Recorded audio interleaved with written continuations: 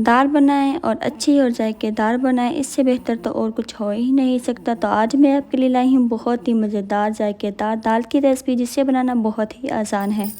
बिस्मिल्लाहिर्रहमानिर्रहीम, अस्सलाम वालेकुम। खुश रहें, आबाद रहें, जहाँ भी रहें, हैप्पी रहें और हेल्दी रहें। तो मैं हूँ राबिया और वेलकम करती हूँ कुक एंड केयर में।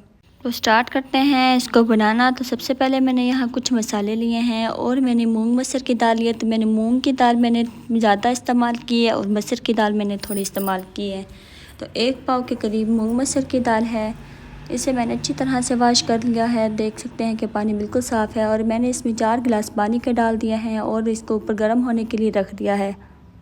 तो मैं कुकर प्रेशर का इस्तेमाल नहीं कर रही, तो मैं ऐसे ही बना रही हूँ। तो अब हम इसमें डालेंगे 1.5 चम्मच लाल मिर्च, 1 चम्मच हल्दी और 2 चम्मच धनिया पाउडर और 1 चम्मच नमक। और इसमें मैंने डाले हैं 2 लौंग, बड़ी इलायची और 1 दालचीनी का टुकड़ा। तो जो मैंने साबित गरम मसाला इसमें डाला है, इससे जो दाल की खुशबू बहुत अच्छी आती है। इसमें 2 टमाटर और 3 हरी मिर्च इस तरीके से डाल के मिक्स कर लेंगे और इसको हमने 20 मिनट के लिए मीडियम आंच पे कवर करके इसको पकाना है।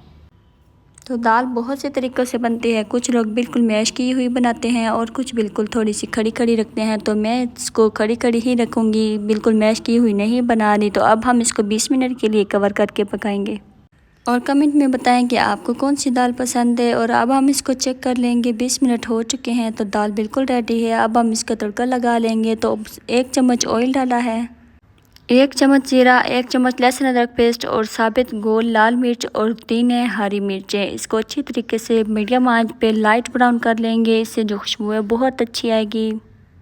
और ये रेसिपी बहुत ही आसानी से बन जाती है और ये बहुत ही टेस्टी बनती है। अगर आप मेरे तरीके से बनाएंगे तो इंशाल्लाह आपको भी बहुत पसंद आएगी। और इसमें हम डाल देंगे धनिया बहुत सारा और इसको मिक्स करेंगे। इसको 5 मिनट के लिए लो आंच पे कवर करके रख देंगे, जिससे दाल है और भी मज़ेदार बन जाएगी। तो दाल को हम थोड़ा सा पतला ही रखेंगे, क्योंकि जब ये ठंडी हो जाती है वो थिक हो जाती है। तो ज़्यादा थिक हो जाए तो अच्छी दाल नहीं लगती, दाल थोड़ी सी पतली ही अच्छी लगती है। इसको आप चावल के साथ खाएं, रोटी के साथ खाएं, ये बहुत ही टेस्टी बनती है। और मूंग मसर की दाल किस किस को पसंद है कमेंट में ज़रूर बताएं। और आपने मेरी रेसिपी ज़रूर ट्राई करनी है और मुझे बताना है कि आपको कैसी लगी है। और अपना बहुत सारा ख्याल रखें, राबिया को दुआ में याद रखें। मुझे दीजिए इजाज़त, मिलते हैं नेक्स्ट वीडियो में मज़ेदार रेसिपी के साथ। अल्लाह हाफिज़।